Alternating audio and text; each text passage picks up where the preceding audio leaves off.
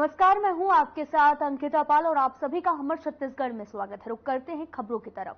दुर्ग जिला अस्पताल परिसर में खड़ी गाड़ी में आग लग गई है। आपको बताते चले कि बड़ी खबर इस वक्त की दुर्ग से। मौके पर पहुंचे दमकल वाहन ने आग पर काबू पाया और भीषण आग से वाहन जलकर राख हो गए हैं। बड़ी खबर इस वक्त की सिटी कोतवाली थाना क्षेत्र की घटना है और आग लगने का कारण अज्ञात है। घटना की जांच में पुलिस जुटी हुई है। बड़ी खबर इस वक्त की दुर्ग से। दुर्ग जिला अस्पताल परिसर में खड़ी गाड़ी में आग लग गई। मौके पर पहुंची दमकल वाहन ने आग बुझाई है। भीषण आग से वाहन जलकर राख हो गए हैं। सिटी कोतवाली थाना क्षेत्र की ये पूरी घटना बताई जा रही है। आग लगने का कारण अभी अज्ञात है। बड़ी खबर इस वक्त की दुर्ग से। जिला अस्पताल परिसर में खड़ी गाड़ी में आग लग गई है। मौके पर पहुंची दमकल वाहन ने आग बुझाने का कार्य किया है। भीषण आग से वाहन जलकर राख हो गया है। सिटी कोतवाली थाना क्षेत्र की ये पूरा मामला बताया जा रहा है।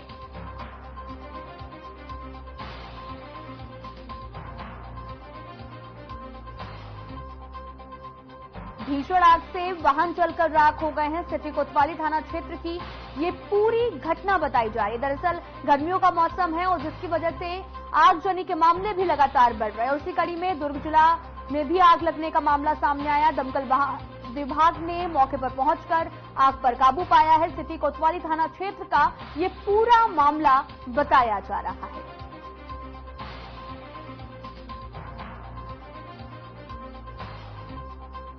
फिलहाल मौके पर दमकल विभाग पहुंचा और आग पर काबू पाई गई है। आपको बताते चले सिटी कोतवाली थाना क्षेत्र का ये पूरा मामला बताया जा रहा। आप तस्वीरें देख सकते हैं। दरअसल तस्वीरें दुर्ग से हैं, जहां पर आग लगने का मामला सामने आया तो वहीं फायर ब्रिगेड ने आग पर काबू भी पा लिया।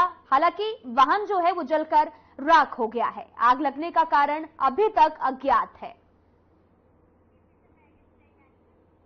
बजरंग दल के कार्यकर्ता सुजीत स्वर्कर की बलरामपुर में हुई हत्या का मामला अब तूल पकड़ता नजर आ रहा। हिंदूवादी संगठनों में इस घटना को लेकर नाराजगी भी दिख रही है। हत्या को लेकर भिलाई में विश्व हिंदू परिषद ने मीडिया को संबोधित करते हुए सुजीत स्वर्कर की हत्या की सीबीआई जांच की मांग की है। क्या है पूरा मामला, देखिए इस रिपोर्ट में।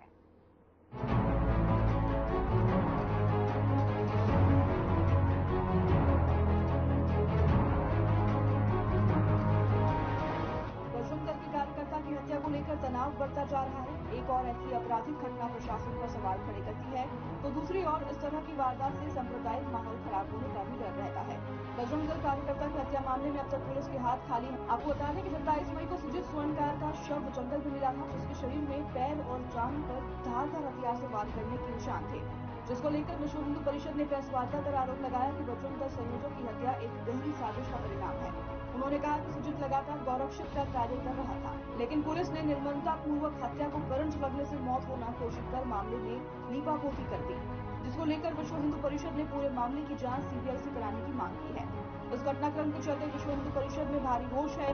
गौरतलब है कि जिस प्रकार से इस घटना को अंजाम दिया गया और शासन प्रशासन के रूप में लापरवाही करना कतई भी सही नहीं होगा। विषय कुछ तो आप लोगों के नॉलेज में होगा कि बलरामपुर में हमारे सुजीत भाई थे, वहाँ के जिला सह संयोजक बजरंग दल के। 27 मई को उनकी बड़ी निर्मम हत्या की गई।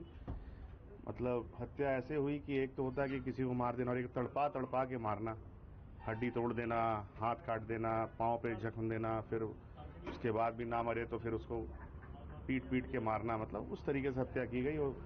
और इस तरीके की हत्या करने का जो तरीका है आप जानते हैं कहाँ होता है, क्या है, नहीं है। लड़का क्या है कि बहुत सालों से गौरक्षक था। चूंकि बलरामपुर बॉर्डर क्षेत्र है और वहाँ पे क्या गाय तस्करी और कई तरह की तस्करी वहाँ पे आम है, और ये इस विषय को बड़े जोर शोर से उठाता था लड़का। और अभी उसको ऐसा लगा कि भाजपा सरकार आई है तो अब थोड़ा और एक्टिव होना चाहिए, तो एक्टिव था। लेकिन 27 मई को उसकी हत्या कर दी गई और उसके बाद प्रशासन की जो बेरुखी है, उदासीनता है, मतलब इस विषय को लेके, मतलब जो लोग दोषी हैं उन पर कार्रवाई नहीं हो रही है, तरीके से अरेस्ट नहीं हो रही है, और वहाँ के सरकार के जो मंत्रीगण हैं उनका भी तरीके से सपोर्ट नहीं मिल रहा है। तो ये संज्ञान विश्व हिंदू परिषद बजरंग दल ले रहा है कि भाई ऐसा क्यों हो रहा है, और हम ये चाह रहे हैं कि प्रशासन जो है जागे और इस विषय को बड़ी गंभीरता से ले और आगे ऐसा कहीं ना हो इसकी चेष्टा करें और इसमें जो भी दोषी हैं उनको तत्काल पकड़ा जाए।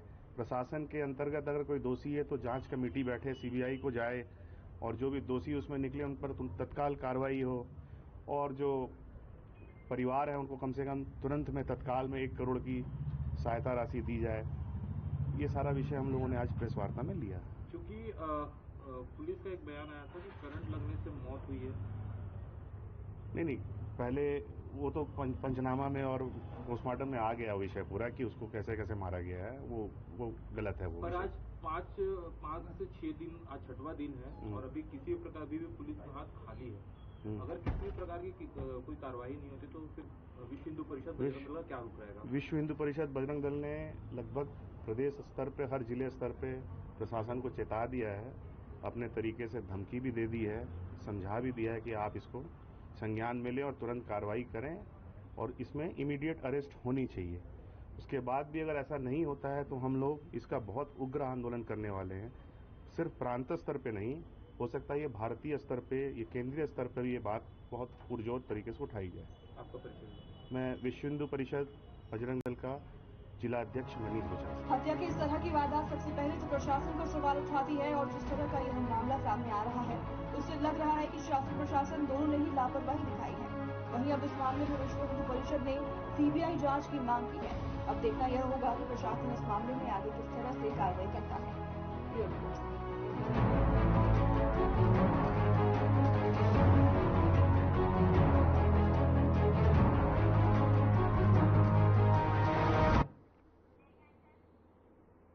चोर भी कई तरह के होते हैं, कई छोटे मोटे तो कई होते हैं शातिर जो सालों साल पुलिस की गिरफ्त में नहीं आ पाते, या यूं कह लें कि पुलिस उन्हें पकड़ने में असफल रहती है। लेकिन कानून के हाथ इतने लंबे होते हैं कि आज तक कोई भी नहीं बच पाया है। और ऐसा ही एक मामला सक्ती जिले से सामने आया, जहां पर पुलिस ने पिछले 2 सालों से चोरी की घटना को अंजाम दे रहे चोर को गिरफ्तार किया है। देखिए आप।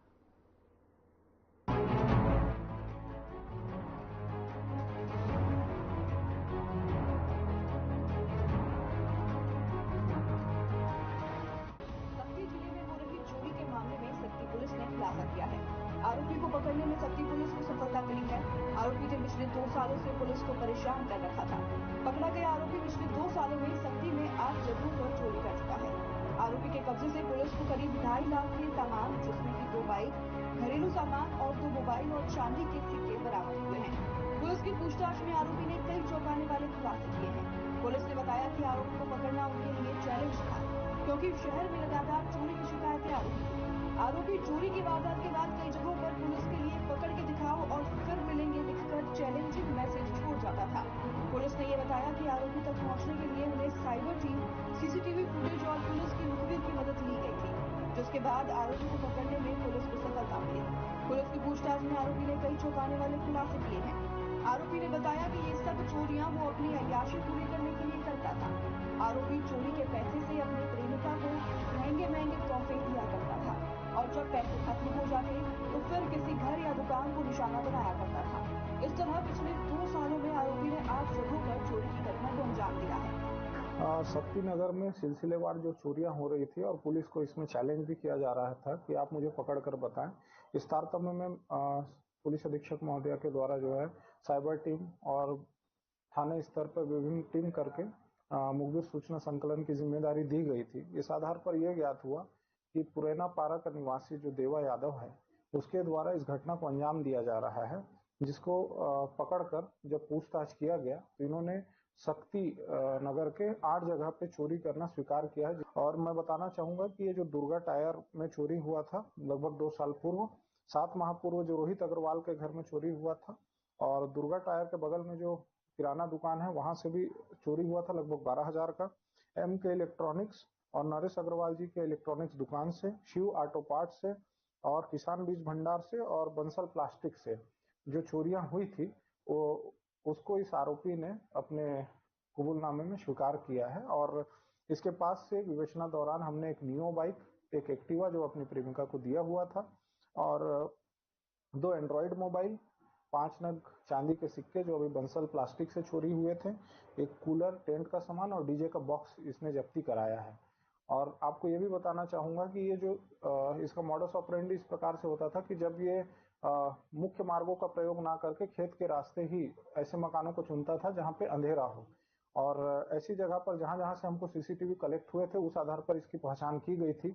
और इसने ये स्वीकार किया है कि ये जितने भी पैसे चोरी के अपने पास रखता था उसको अपने प्रेमिका, अपने दोस्तों के साथ मिलकर अय्याशी में या फिर पार्टी करने के नाम पर इसे खर्च कर देता था। विधिवत कार्रवाई करके इसके विरुद्ध जो अपराध पंजीबद्ध थे उस अधीन माननीय न्यायालय से पेश किया गया है। पुलिस के लिए भी एक चैलेंज था, कुछ जगहों पर लिख के आता था, क्या था? हाँ, देखिए, पुलिस को इसने चैलेंज किया था कई जगह चोरी, जहां जहां ये स्वीकार किया है उन जगहों पर जो इसने लिखा था कि मुझे पकड़ नहीं सकते या फिर मिलेंगे, जब जब इसका पैसा खत्म होता था उसके बाद ये अगला टारगेट फिक्स करता था। प्यार में लोग क्या क्या नहीं करते, लेकिन इस चोर ने तो अपनी प्रेमिका को खुश करने के लिए पूरे शहर में डाके डाल दिए। हालांकि पुलिस ने कड़ी मेहनत के बाद 2 साल बाद चोर को पकड़ लिया है।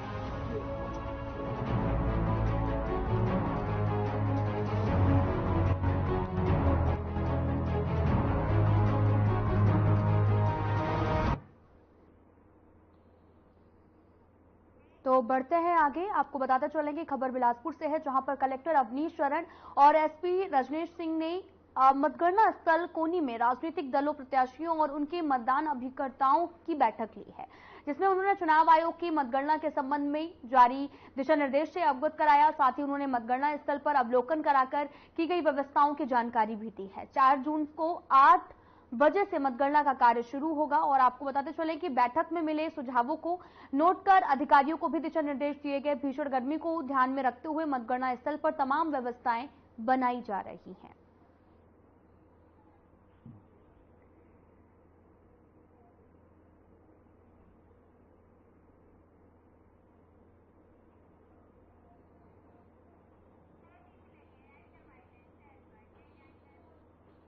एग्जिट पोल को लेकर बीजेपी के प्रदेश अध्यक्ष किरण सिंह देव का बयान सामने आया है। आपको बताते चले कि एग्जिट पोल के सामने आए अनुमानों को उन्होंने बीजेपी के लिए उत्साहजनक बताया है और यह भी कहा कि ये अनुमान इस बात के प्रमाण है कि बीजेपी ने भारत और विशेषकर छत्तीसगढ़ की जनता को जनार्दन के निर्णय का धरातल पर रहकर सटीक आंकलन भी किया है। बीजेपी के प्रदेश अध्यक्ष किरण सिंह देव ने कहा कि बीजेपी अपने लक्ष्य अब की बार 400 पार को भी हासिल करेगी। प्रधानमंत्री नरेंद्र मोदी के नेतृत्व में लगातार तीसरी बार एनडीए की एक सशक्त सरकार के साथ सत्ता में लौटेगी। देश में लोकसभा के 7वें चरण के चुनाव के मतदान के बाद चुनाव की प्रक्रिया संपन्न हो चुकी है और आज शाम से ही एग्जिट पोल जिस ओर इंगित कर रहा है। और इस देश में जब 4 तारीख को लोकसभा चुनाव के परिणाम घोषित होंगे निश्चित रूप से, और फिर इस बार मोदी सरकार और अब की बार 400 पार। उसी तरीके से छत्तीसगढ़ में भी 11 की 11 लोकसभा सीट भारतीय जनता पार्टी जीतकर और आदरणीय प्रधानमंत्री मोदी जी को और राष्ट्रीय अध्यक्ष जी को भेंट स्वरूप प्रदान करेगी। छत्तीसगढ़ की जनता का मैं बहुत बहुत अभिनंदन करता हूं। सभी देश की जनता को मोदी जी के ऊपर विश्वास प्रकट करने के लिए बहुत बहुत धन्यवाद, बहुत बहुत बधाई।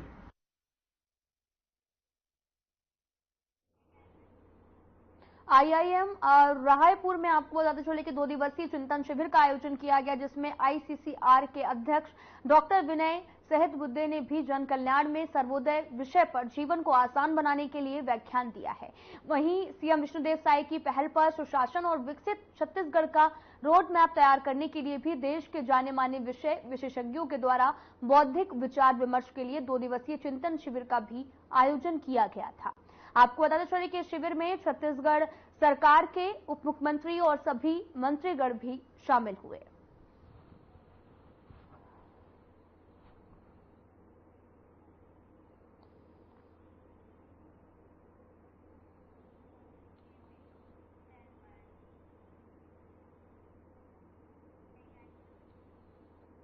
नीति आयोग के पूर्व सीईओ और G20 के शेरपा अमिताभ कांत नालंदा पुस्तकालय और कला केंद्र का निरीक्षण करने पहुंचे हैं।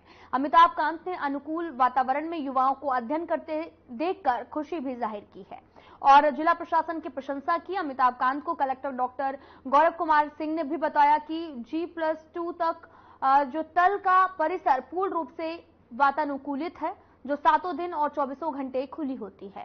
साथ ही तक्षशिला रीडिंग जोन भी विकसित किया गया है, जहां पर बड़ी संख्या में युवा अध्ययन करते हैं।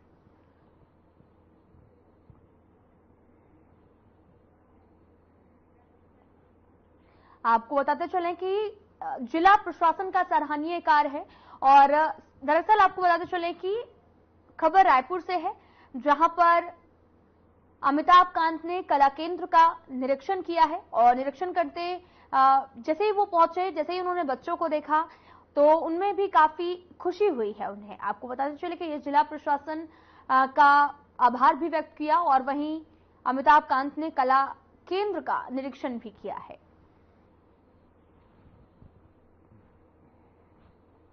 आप तस्वीरें देख सकते हैं जो कि रायपुर से हैं, जहां पर नालंदा पुस्तकालय पहुंचे, जहां पर बच्चे स्टडी करते हुए नजर आए, जिसको लेकर अमिताभ कांत ने अपनी खुशी भी जाहिर की और साथ ही जिला प्रशासन का सराहनीय कार्य भी उन्होंने बताया है।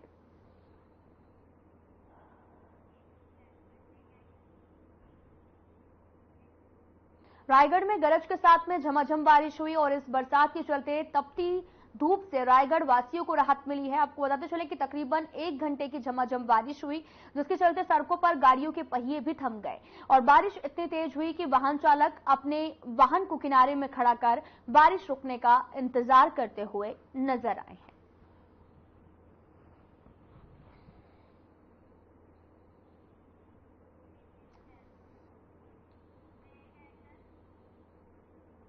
दो लोगों ने युवक की पिटाई की थी, जिसका वीडियो वायरल होने के बाद में 72 घंटों के अंदर दोनों युवकों को पुरानी भिलाई पुलिस ने गिरफ्तार किया है। मीडिया से बातचीत करते हुए अतिरिक्त पुलिस अधीक्षक शहर सुखनंदन राठौर ने बताया कि यह घटना 2 महीने पहले की है। पुलिस ने अपराध पंजीबद्ध कर आरोपी शुभम नंदी और लावेश ठाकुर को गिरफ्तार भी किया है।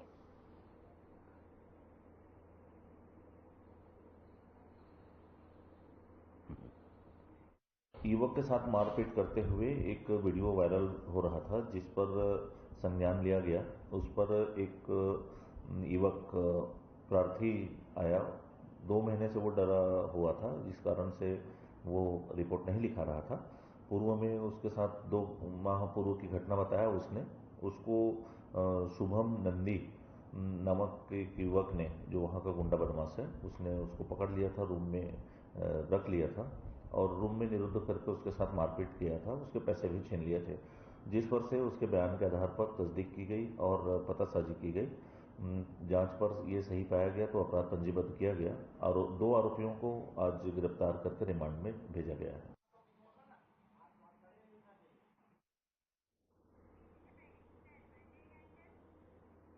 भूमाफियाओं के हौसले बुलंद नजर आ रहे हैं और इसी बीच प्रशासन ने भी अपनी कमर कस ली है। आपको बताते चले कि जांजगीर चांपा जिले में अवैध प्लॉटिंग और अतिक्रमण करने वालों के खिलाफ जिला प्रशासन ने, आपको बताते चले कि अभियान चलाकर कार्रवाई की है। देखिए इस रिपोर्ट में।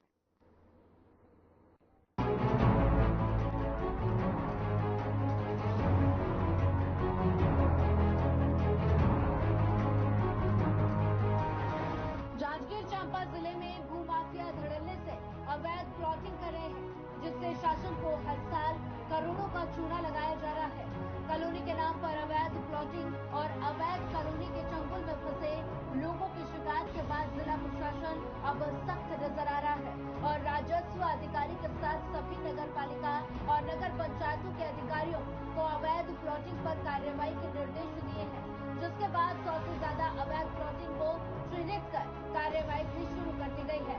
जिला प्रशासन के सख्त रवैये के बाद अब भूमाफियाओं में हड़कंप मच गया है और अवैध प्लॉटिंग को किसानों की बाउंड्री दिखाकर अधिकारियों को गुमराह कर कार्रवाई पर रोक लगवाने में जुटे हैं। लेकिन जिला प्रशासन अब इस मामले में कड़ी कार्रवाई करने की तैयारी में है।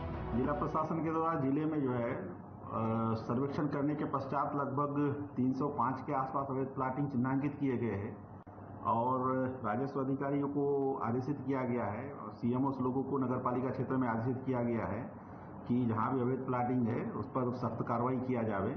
इसी के अनुरूप जो है कंटिन्यू विगत 7-8 दिन से जिले में अवैध प्लाटिंग के विरुद्ध कार्रवाई जो चल रही है और वहाँ पर जेसीबी को ले जाकर के उसको प्लेन किया जा रहा है और लगभग 12 प्रकरणों में हम लोगों ने उसमें एफआईआर भी किया हुआ है नगर पालिका क्षेत्रों में।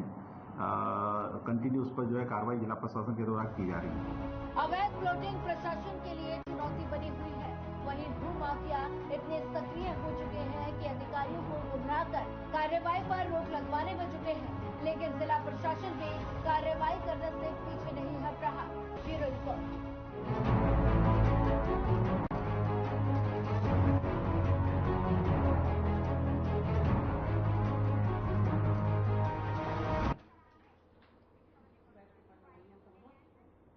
फ्लैश बुलेटिन में इतना ही। नमस्कार।